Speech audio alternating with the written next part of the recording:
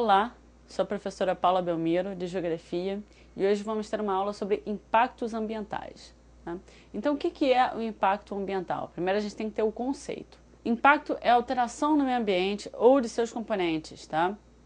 Por determinada ação ou atividade, humana ou não, a gente vai ver. Bom, então a gente vai ver algumas atividades impactantes. A gente viu na aula de efeito algumas atividades poluidoras da atmosfera. Agora a gente vai ver algumas atividades que poluem não só a atmosfera, como outros recursos também, a água e o solo. Então, por exemplo, extração vegetal, extração mineral. Extração vegetal a gente chama de extrativismo também. Extração mineral é mineração. A indústria, a agricultura, a abertura de pastagem para o gado e a implantação de rodovias, entre outras. Tipos de impacto. Pode ser positivo quando a ação resulta na melhoria de um fator ou parâmetro ambiental, e ele pode ser negativo quando ele produz um dano nesse fator ou parâmetro ambiental. Agora, para a gente praticar, analise as afirmações abaixo. Uma das principais razões para o aparecimento de determinadas doenças está na proximidade do homem com reservatórios naturais do agente patogênico, provocada pela destruição do meio ambiente.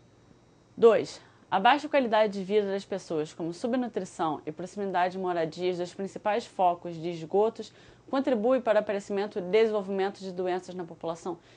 A degradação do meio ambiente, assim como uma redução drástica da biodiversidade pelo homem, não constituem um perigo para o aparecimento e desenvolvimento de novas enfermidades quer dizer doença.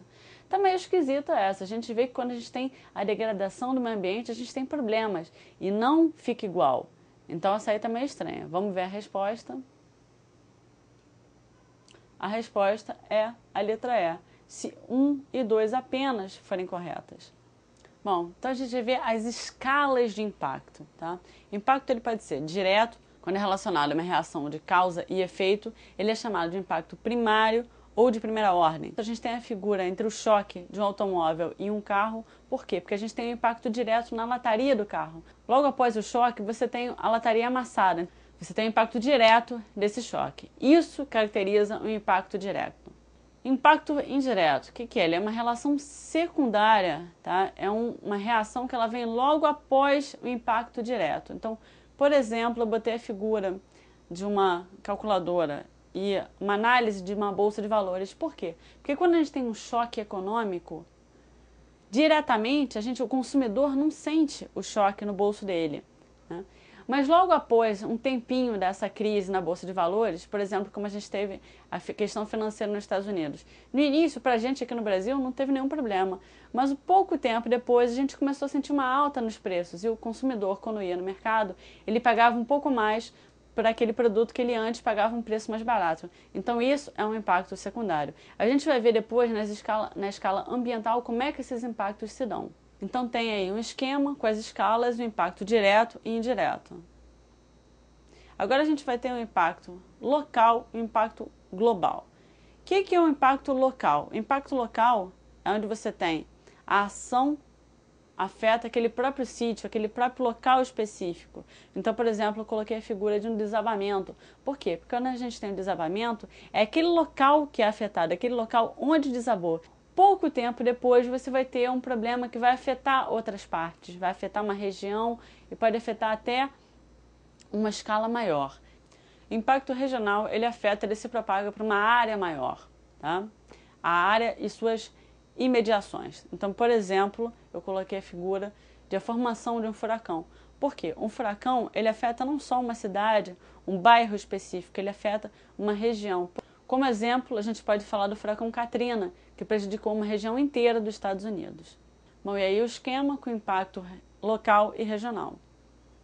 A gente tem o impacto estratégico, tá?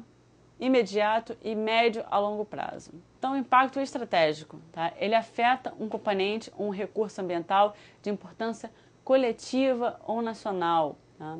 O impacto imediato é aquele impacto que surge no instante em que a ação se dá.